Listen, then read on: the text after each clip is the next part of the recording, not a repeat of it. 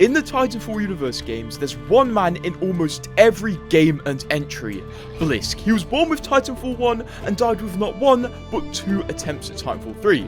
So let me tell you what Titanfall 3 was, how Titanfall 3 died twice, and what the future holds. BT fans may be a bit sad, but to understand where it all went wrong, we must understand Titanfall's story, and more importantly, who Blisk is. Cuban Blisk is one of the few Apex and Titanfall universe characters born on our Earth. He was born in South Africa at an undisclosed date, and at some point when he was relatively young, Blisk was made the decision to leave Earth and take the lengthy journey to the frontier. What is the frontier in the Apex and Titanfall universe? Well, it's where everything is set. The frontier is a region of space, an incomprehensible distance from our solar system, where a private company by the name of the IMC found an unnatural and unusual amount of habitable planets there. During this time, the IMC worked hard to develop a space travel system that allowed ships to travel faster than light and transport huge amounts of people and resources to these habitable planets. And after years, they cracked it.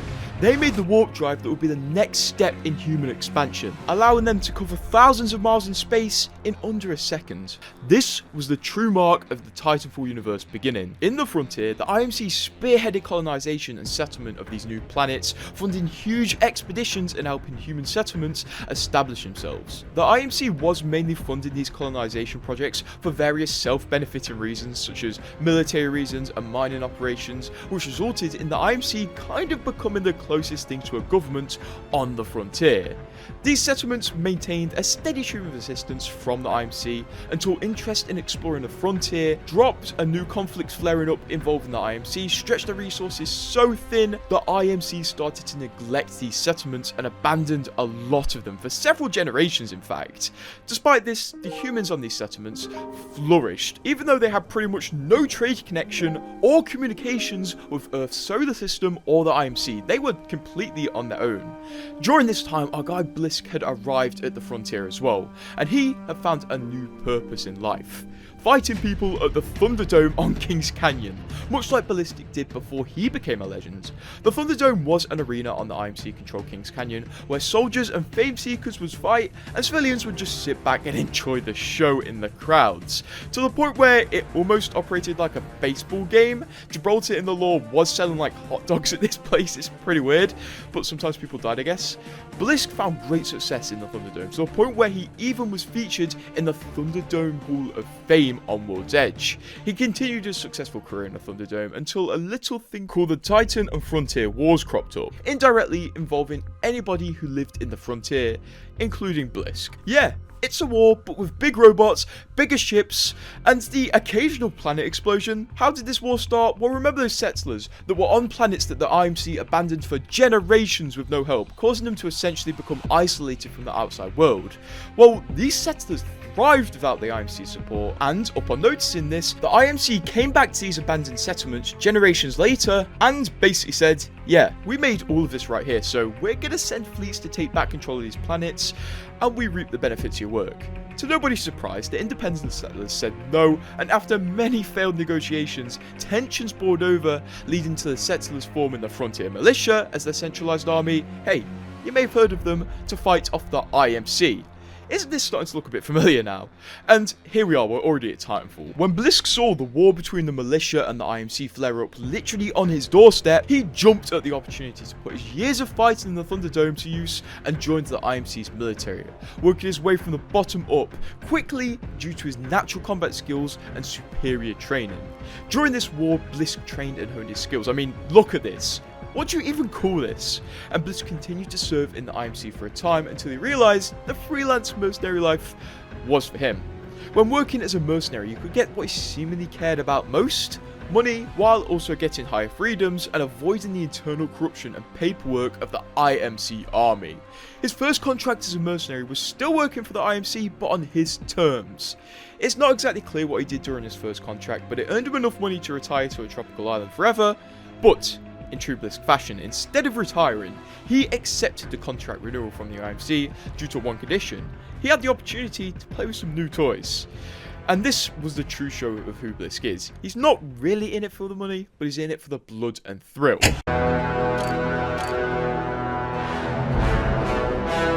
Blisk's role in Titanfall 1 was extremely diverse. He was kind of deeply involved with most of the decisive battles during the Frontier Wars that would decide the fate of the IMC's grasp over the claimed planets. To the IMC soldiers and pilots, these fights were shrouded in the intention of bringing peace to the Frontier, but they clearly weren't. During one mission where the IMC attacks a small colony town for intel, Blisk was morbidly impressed with how the IMC experimental Spectre units were killing civilians inside of the colony, making it clear he didn't really care about the ethics of the IMC, because they are quite clearly the bad guys. Quick side note, Titanfall 2 was seemingly going to expand upon the story of these colony civilians by having them show up as prisoners and victims of human experimentation during the Effect and Cause mission before it was ultimately scrapped. Models and voice lines and animations do remain in the Titanfall 2 files, and it seems like Jack had opportunities to release these prisoners from their captivity. In the Titanfall 1 missions, Blisk was very hands-on and here for the mayhem with the way he pursued battles. His grip over the IMC was further shown in a Titanfall 1 mission where the militia used their newly obtained knowledge of disrupting the IMC tech to completely disable the defense systems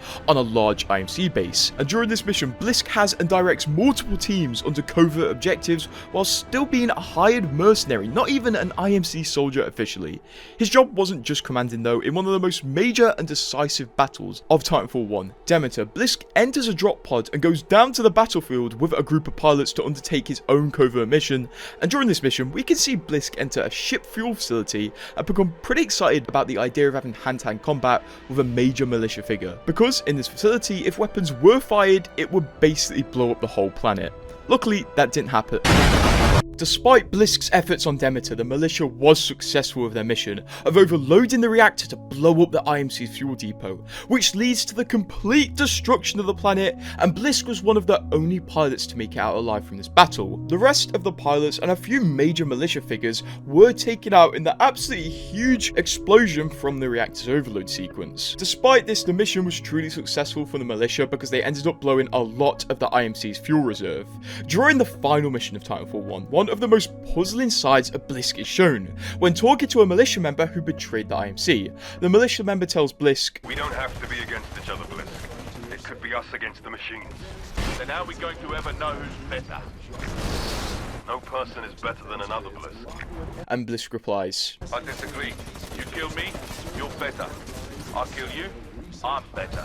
"You kill me, you're better. I kill you, I'm better." This is truly one of the most important lines from Blisk, if not the most important, as it shows so much about his character and outlook on life through one simple catchphrase, and it genuinely gives you the feeling his only intention is to become the true apex predator. Even if he sees a civilian torn to pieces, he has no guilt because he's better. Titanfall 1 ends with the IMC being put on a quote-unquote defensive footing by the militia due to their many battlefield failures and the loss of a major strategic fuel depot. When this happened, a worrying amount of the IMC defected to the militia, probably after realizing that they are not the good guys. 5 years later, after the disappointing conclusion to the IMC's campaign of controlling settlements and resources in Titanfall 1, Blisk is tasked with one more mission. Well, it's not really a mission because it's another contract from the IMC, and this is where the seeds of Titanfall 3 start being planted, as you will see throughout Titanfall 2's campaign. Blisk's task is to obtain, protect, and deliver the Ark to the Ares division of the IMC as part of his contract.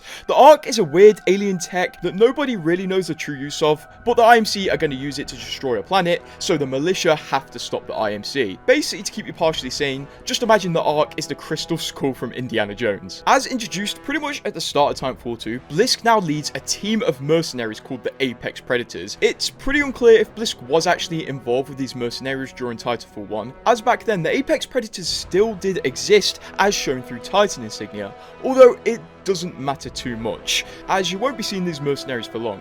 Basically, every single mercenary acts as a unique mini-boss throughout the game and makes for a really fun way to break up the story and missions. The Apex Predator group are first introduced when they killed Ty Lastimosa, BT's original pilot and partially disabled BT, indirectly putting Cooper, who is the first real protagonist of a Titanfall game, on a warpath to hunt down the Apex Predators while on his journey to fulfill Ty Lastimosa's mission. The game, from a player's perspective, does have you chasing down Blisk, who is constantly at the end of the comms line and is seen as the main villain. The game uses Blisk as a target, always with the Ark, causing players to basically associate taking out Blisk with the objective of obtaining the Ark. Throughout the game and on the missions to get the Ark, Cooper, the protagonist of Titanfall 2, takes out all of Blisk's Apex Predator mercenaries one by one in an amazing display of skill. After a few missions to get used to the game, you are thrown into your first fight with Kane, our first boss fight. Kane is an absolute tweaker who's known to deal and heavily use space drugs. He has a barcoded tattoo on his face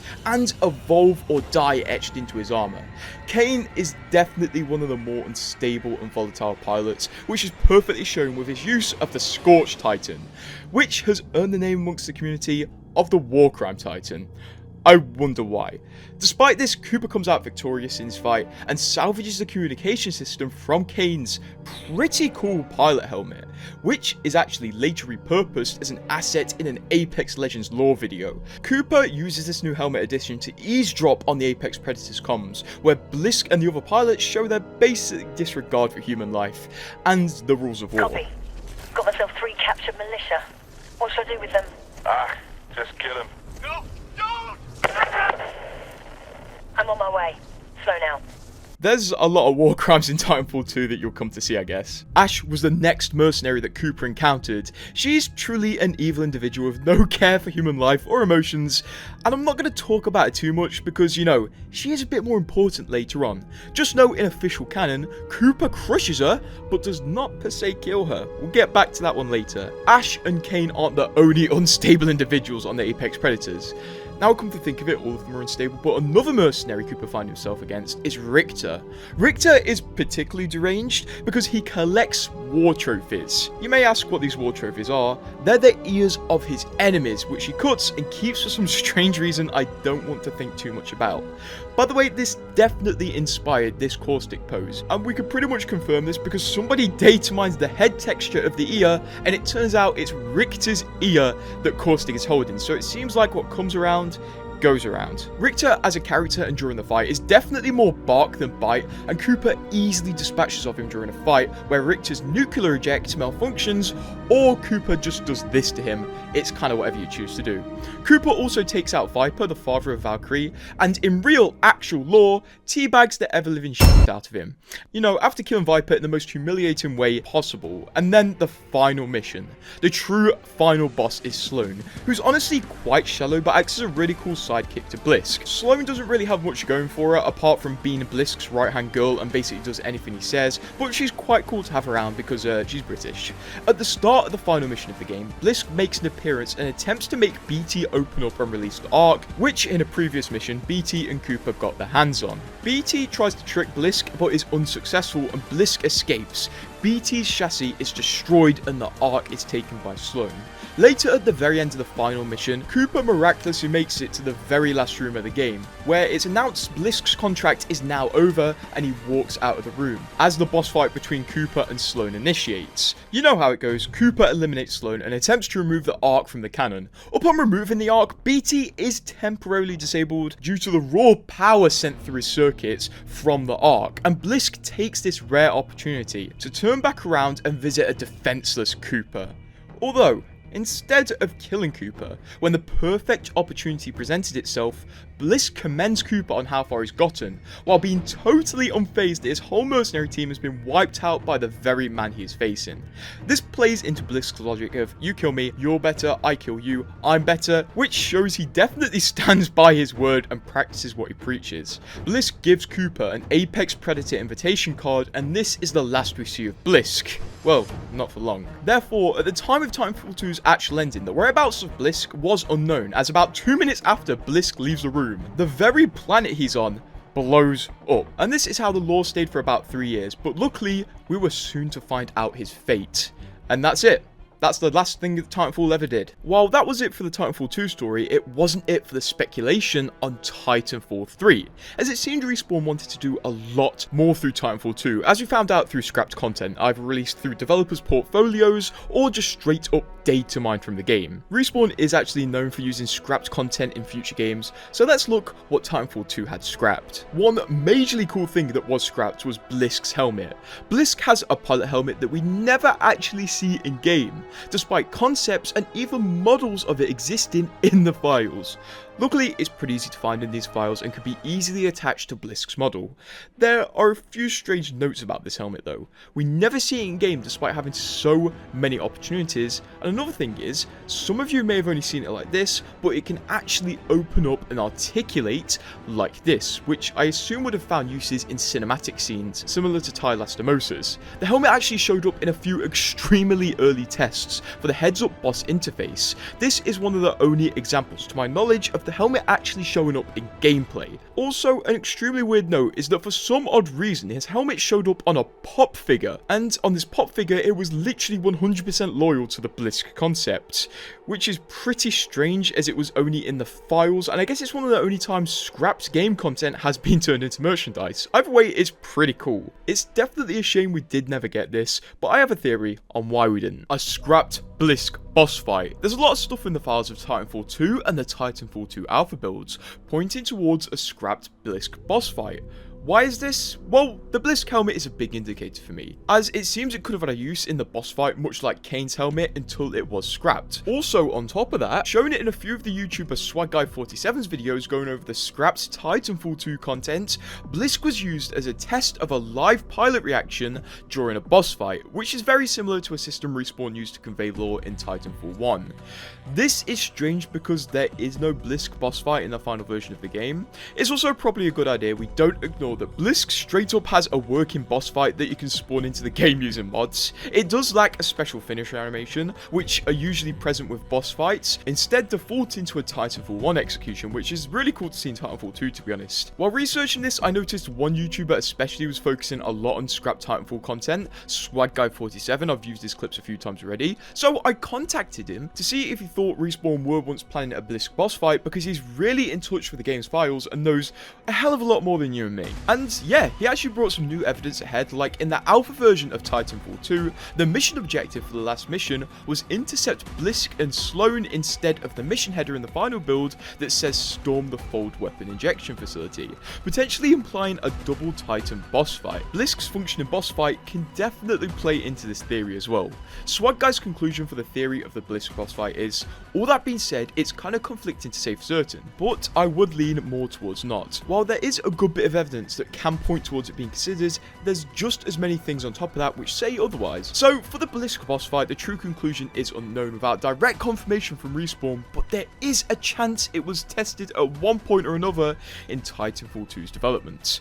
I personally see this as Blisk's boss fight was scrapped in favour of the card ending, as a clear indicator that Respawn saw great potential in using Blisk for another Titanfall project. So basically, instead of killing him in a boss fight, they added the card ending to be a cliffhanger for Titanfall 3, where Blisk was contained in the story again. And this isn't a push to say, because Respawn did deliberately leave cliffhangers that were in Titanfall 2 that aren't just silly little Easter eggs. There was another cliffhanger that Respawn picked up on during their second attempt at Titanfall 3 that we'll get onto soon. Now I've just said that, I hear the comments already. Some of you are already saying the card was a teaser for Apex Legends and Cooper being invited to the Apex games, which I will respond to by saying you are wrong. There seems to be two different types of cards, one inviting you to the mercenary group and one inviting you to the game. There's actually a few examples of the one inviting you to the games. For example, in an Apex Legends launch trailer, Rampart was given an identical card that invited her to the Apex games, and then 3 seasons later, Valk is given another card which is confirmed to recruit her into the Apex games. That being said, in the time of Titanfall 2, this card was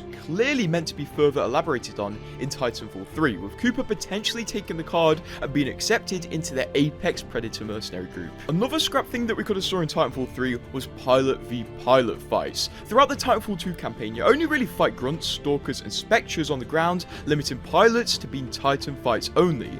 But pilot fights were actually planned at some point during development before being ultimately scrapped, we can see in a developer reel that there's an extremely polished and smooth looking pilot NPC that would dodge your shots. On top of this, during that developer reel, we saw a lot of scrapped Titanfall 2 content that may have eventually found its way into Titanfall 3, as scrap content tends to do. We saw Titan vs Goliath fights, ARM integrated Titan swords, which also had an illustrated concept art, Titans with shields to fight creatures, and Titan jump packs, although the concept could have just been animation testing, we don't really know. And that's it for Titanfall 2, so let's get into it. After Titanfall 2 released, immediately two major Titanfall projects started development.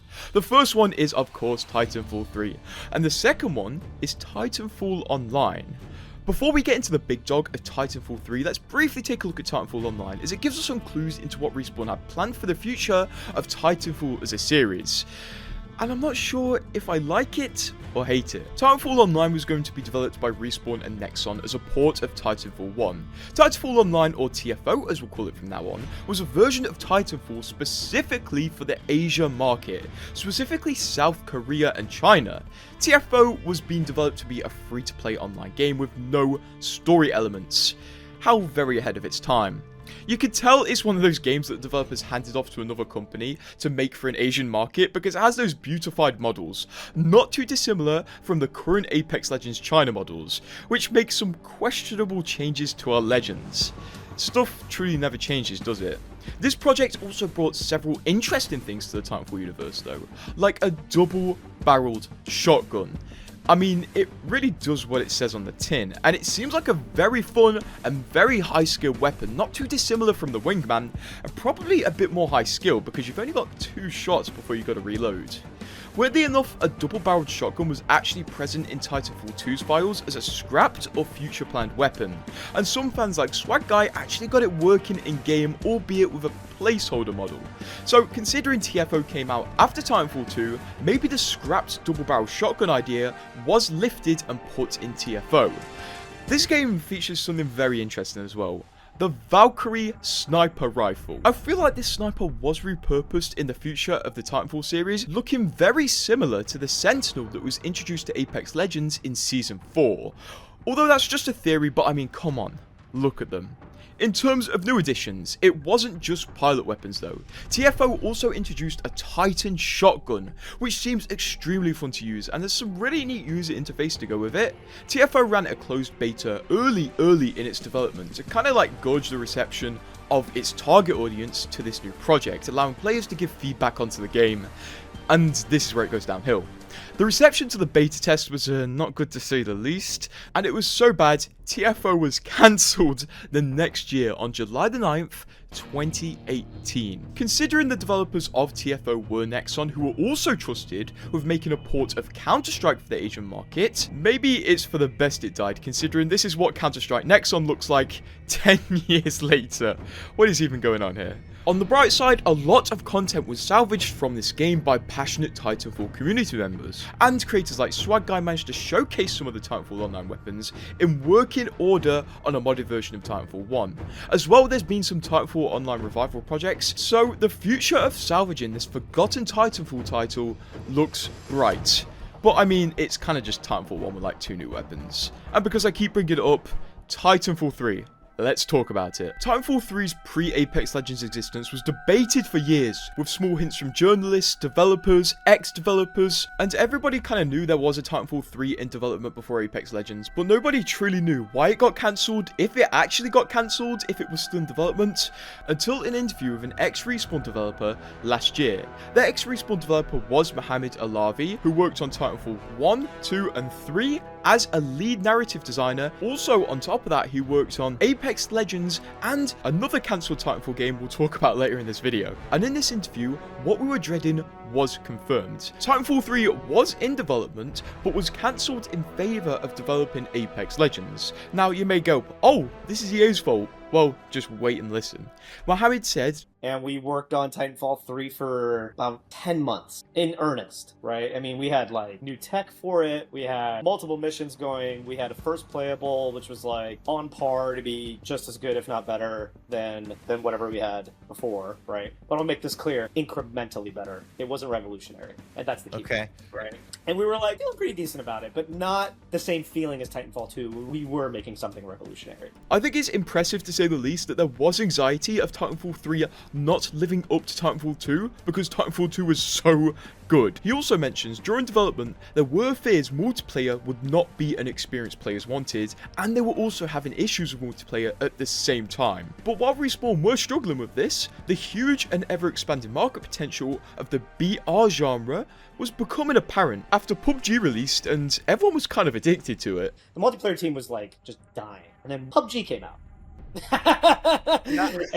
and then they made a battle royale map with, you know, Titanfall 3 classes. And to those thinking evil EA orchestrated the cancellation of Titanfall 3, well, no they didn't, because even the Respawn developer said they were yet to tell EA that they shifted Titanfall 3 to a battle royale project, and they didn't tell them for a few months. So it was a Respawn decision, and it seems to be one they just don't really regret at all. Clearly Titanfall 3 wasn't up to a standard they would want to present to fans. And then that was it. Just like that, Titanfall 3 became Apex Legends, and Apex Legends truly started development, and Titanfall 3 wouldn't be looked back on with the project essentially being scrapped, if not transferred to Apex Legends. After this interview went semi-viral, Mohammad did tweet this. Also, to those not in game dev, 10 months of pre-production doesn't look like much of a product. It's not like a game was scrapped, but a prototype was scrapped in favour of a more promising prototype. I appreciate the sadness, but trust me, there's nothing that you missed. Although, there is an article from Kotaku which leaked the release of Apex back in 2019, where it quotes a Respawn developer saying Titanfall 3 was well into development and the studio had been looking to release the game at the end of 2018. But honestly, I'd hate to dwell on hearsay too much and just take from this that Titanfall 3 was slated for a 2018 release. But because of this information, there's one thing that we're truly certain of. Titanfall 3 was developed into Apex Legends. Apex Legends was built off Titanfall 3, and the Apex we have today, or of 2019, is most likely more visually similar to what Titanfall 3 would have looked like. Many concepts were reused, and there's potential that some of the OG Legends were Titanfall 3 characters, as many of the Legends have concept art that is very old and contains pilot helmets, which never found their way into the final release of Apex Legends. A lot of people seem pretty dead set that Gibraltar was going to be a pilot character, because in the Apex Legends files there was a Titanfall class icon using Gibraltar's concept art, which lines up exactly with the Titanfall 2 class icons. You can see the Gibraltar concept art next to the Titanfall 2 Stim pilot icon, and the similarities definitely become obvious, and a few data miners did think this was the case. So from what we can gather, what would have Titanfall 3 been about? Well, do be warned, from this point forward, everything we know is data mined information and could easily be misinterpreted or wrong. But later in the video we will have more solid information on what was planned for another Titanfall sequel. But this information comes from one of the most famous Apex data miners of all time, Shrugtool, who data mined Apex from the start and uncovered a lot of quote-unquote leftover Titanfall 3 entries in the code. And it seems Titanfall 3 could have potentially had a squad-based PvE section, and the data mines from it definitely look really cool. So here are a few examples of data mined multiplayer missions from Titanfall 3, or a very, very early version of Apex Legends, which was kind of Titanfall 3. The first one, Goliath Hunt. Your objective is simple: enter the Fauna Ridge area and extract with loot of the legendary Goliath. There's one issue you will run into though. The Goliath is immune to all damage apart from energy weapon damage. Quick side note though before we cover the rest of this mission. Where have you seen Goliaths and rare loot before?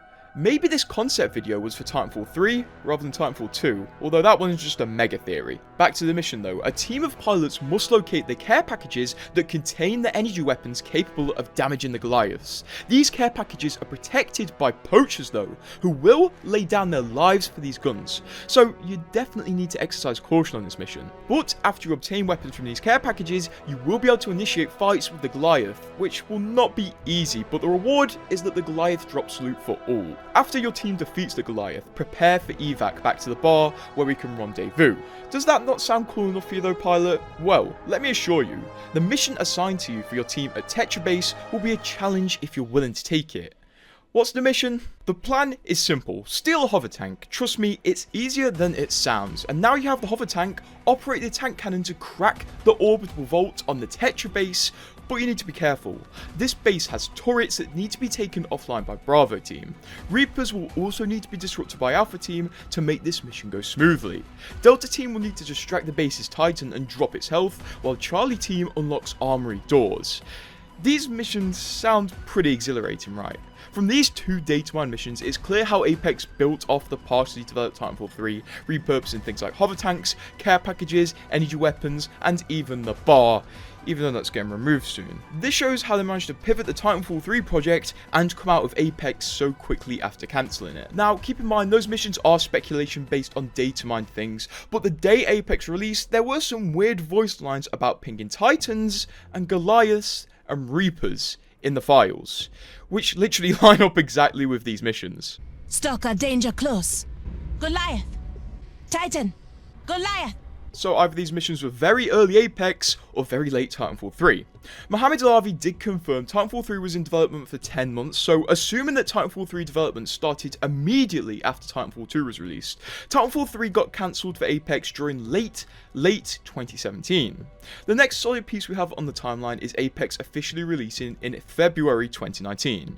This gives us the idea that Apex was only built in around a year and a tiny bit. So if you didn't believe it already, that's more evidence that Titanfall 3 was used to create Apex Legends stuff. So it's very likely that Season 0 of Apex likely reuses many buildings, gameplay systems, and most likely characters from Titanfall 3. Another interesting thing found in the Apex files, likely from Titanfall 3, was this finisher. For a while, many people thought it would be a finisher for an eventual Blisk legend, but it was confirmed by data miners that this animation was left over from Apex's early Titanfall origins as almost a placeholder. But I mean, you can definitely see why people thought this was for Blisk. It was likely a third-person execution, much like the ones that happened in Titanfall 2.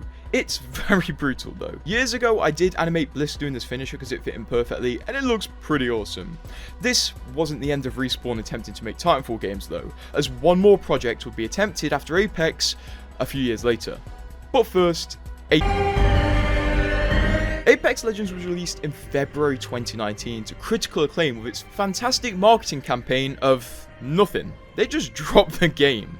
But after the game was dropped, it was quickly noticed by fans starving for another Battle Royale game, and fans also noticed something else. This game was using Titanfall guns, Titanfall companies, and even Titanfall characters, as Blisk made an appearance right away, solidifying the reputation of him being the glue between Titanfall games. The reaction from the Titanfall community to Apex was bittersweet, as it was weird to see the Titanfall universe experience so grounded and being pandered towards the biggest running trend, Battle Royale, which they previously laughed at as a concept to be a game in the Titanfall universe. Unfortunately, the relationship of Titanfall fans and the Apex franchise would only sour from a Titanfall fan's perspective, as Respawn would mishandle and disrespect the Titanfall lore over and over. But overall though, to the majority of players, the reception to Apex Legends was fantastic, as it continued to expand with new updates, new seasons, and more.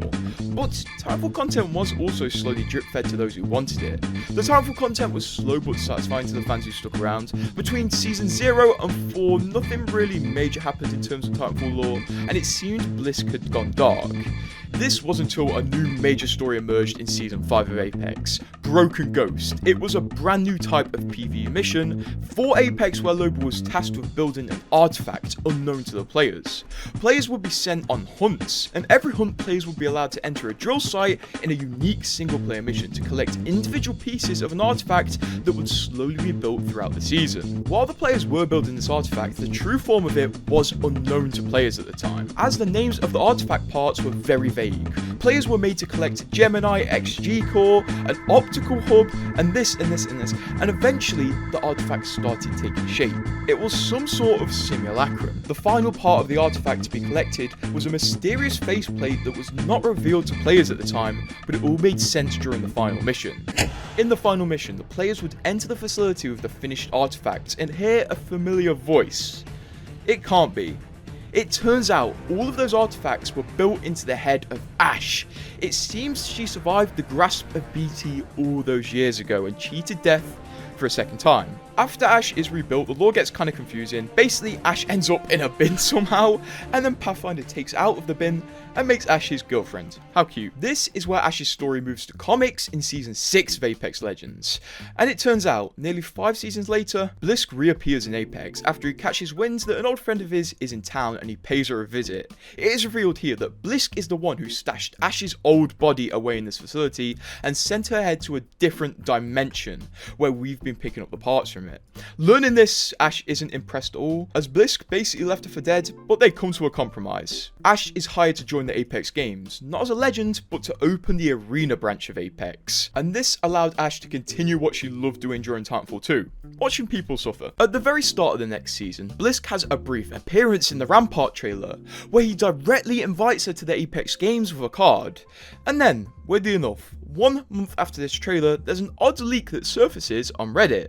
Blisk is now in a developer build of Apex Legends and is being tested as a future legend for the game. Needless to say, when this leak came out, everybody went absolutely insane because everybody wanted Blisk to be a legend since the very first trailer. Around the time of the leaks too, there were also some traces of Blisk found in the game's files that were more potential Blisk legend traces. So if he was going to be a legend, what were his abilities? Well, in the leak we saw that his passive was going to be a pilot kit, where he can hack survey beacons with a data knife and also wall run, a perfect kit for a veteran pilot.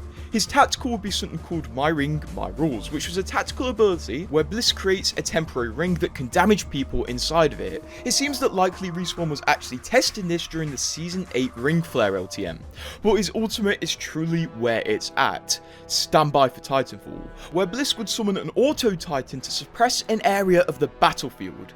These leaks were truly fantastic, and Blisk seemed to be everything everybody wanted. But there was one issue. These leaks were 13 seasons ago. After this leak, the last time we actually heard from Blisk in the Apex lore was in Season 9, when he hired Valk to retrieve Viper's North Star Titan and eventually invited her to the games with another Apex card. Blisk has not been seen in the Apex lore since his appearance in early 2021. So that must be the end of his story, right? Well, we wouldn't learn about the truth until 2 years later during February 2023, where an unexpected and heartbreaking article surfaced from Jason Schreier. Well, another single-player Titanfall game that had been in development had been cancelled. This time it was going under the name Titanfall Legends. We'd lost another. Unlike the cancelled Titanfall 3, we actually had details about Titanfall Legends' structure and gameplay. Titanfall Legends was in production under Mohammad Alavi, who you may remember as the guy who also worked on Titanfall 3 before it was cancelled. Titanfall Legends was a single-player game made to be the perfect marriage of Apex and Titanfall mechanics. The game's codename was TFL, short for Titanfall Legends, and it would have reportedly had Blisk as the protagonist, which actually kind of explains why Blisk was taken out of the Apex lore back in 2021. It was because the Titanfall Legends devs wanted him. Titanfall Legends' story seemingly would be a huge act of fan service, picking up on an old cliffhanger from Titanfall 2. Titanfall Legends would contain BT as a big part of the story, and Apex characters like Rampart, who was responsible for bringing BT back to life. Believe it or not, Respawn actually teased Rampart fixing BT from a Blisk voice note found in the Big Mord point of interest, where Blisk says this to Rampart. Medic, you know who this is, eh? I'm calling about the custom order. Well, I said you owe me. I'll be in touch, kid. Clearly, in retrospect, the special project will be fixing up BT in the Big Mord's point of interest, as Big Mord basically acted as a workshop for Rampart after our old one got burned down. It also means BT is likely in pieces between these crates, which is very sad now you think of it, and this also means don't use Maggie's drill on these crates, you're killing our boy! From what I can gather after reading reports on the game, this game would have you as Blisk visiting Legends and basically taking small parts of their abilities for Blisk to use during the game. The gameplay was reportedly inspired by Doom Eternal's gameplay, which if I were to assume would mean collecting bits of abilities and weapons throughout the game as a linear way of progression. And also, if this game had Doom Eternal movement, it would kind of be like the perfect marriage of Apex Legends and Titanfall movement, where it's not too grounded, but not too Titanfall-y. And it was also confirmed that Titanfall Legends would contain wall running as a mechanic, which was originally part of Blisk's Legend kit.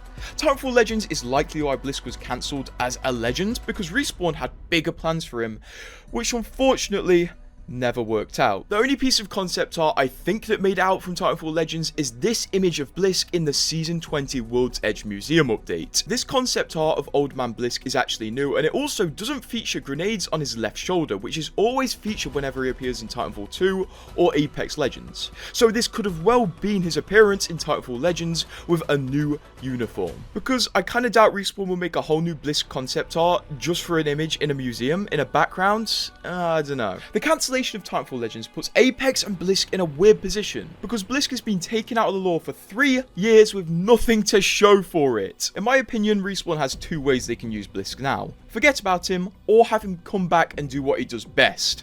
Hand people cards, apparently. Developers did confirm in a roundabout way Blisk's fate is currently unknown, as a producer at Respawn, Josh Medina, when asked about Blisk's whereabouts 3 months after Titanfall Legends announced cancellation, replied that Blisk recruited Valk, and then he decided to explore the frontier for life outside the games. Except he forgot his pilot helmet in Kings Canyon and left his debit card at a bar on World's Edge. He is currently lost in space, which is clearly a joke about Blisk starting an adventure he couldn't finish. Unfortunately, it seems like Blisk's disappearance from the second attempt at Titanfall 3 may mark the end of an era. Titanfall was born with Blisk, and may well die with Blisk in almost a poetic way. The last news we received about Titanfall 3 was on April the 27th, 2023, when Vince Zampella, the CEO of Respawn, was asked if there was a Titanfall 3 being worked on or coming. He said, if Titanfall 3 does come to be, it will have to be the right project at the right time. This gives us, the Titanfall fans, hope, but honestly, it's hard to become too hopeful while we still feel the sting of a perfect Titanfall sequel being cancelled less than a year ago. Since all this has happened, there's been semi-frequent updates and teasers in Titanfall 2, such as new bug fixes, new modes, and map changes which gripped the Titanfall fanbase for months, until the teasers being constantly added, such as this one, led nowhere. While this little Titanfall revival era was fun, for a lot of us there were some suspicions about the true origin of these changes, and if it is Respawn themselves. Personally, I think it's a long time until another Titanfall game. In a recent EA investors call, it was revealed that 3/4 of their revenue comes from live service games, which really puts a dampener on the hope for a single player game. Currently, Respawn are working on several projects that seemingly have nothing to do with Titanfall or Apex, and at the same time as this, new studios are being opened specifically for Apex. The future isn't bright for Titanfall, but looking forward 5 or more years, the potential is still there and not gone. Remember what Vince said, it has to be the right project at the right time. Also, Respawn actually want to impress people with Titanfall 3. They don't want it to be mediocre. So, basically, we'll just get Titanfall 3 when Apex dies? Yeah, I think that's about right.